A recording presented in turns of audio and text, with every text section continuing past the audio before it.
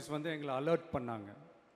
சரிங்க, கூட்டம் கொஞ்சம் ஜாஸ்தியாக இருக்குது, லேட் ஆகிடுச்சு, வராதீங்க அப்படின்ட்டு. So we had no choice. Police சொன்னால் நம்ம அதை ஒபே பண்ணி தானே ஆகணும்.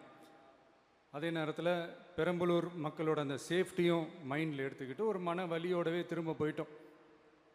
அதுக்கப்புறம் பெரம்பலூர் தொகுதி மக்களுக்கு மன்னிப்பும் கேட்டோம். அதே மாதிரி நாமக்கல் அந்த மீட்டிங் முடிச்சுட்டு கரூர் வரும்போது அந்த கரூர் போலீஸ் எங்களை alert பண்ணியிருக்கலாம்ல.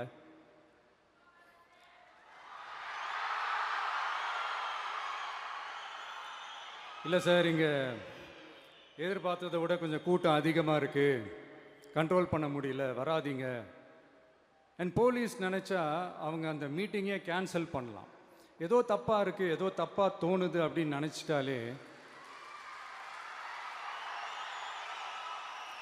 they have all the rights to cancel the meeting. எங்ககிட்ட கேட்கணும்லாம் ஒன்றும் அவசியமே கிடையாது.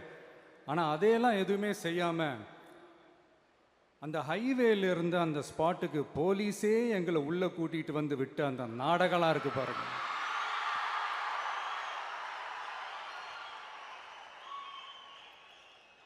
நம்பிட்டேங்க, முழுசாக நம்பிட்டேன்.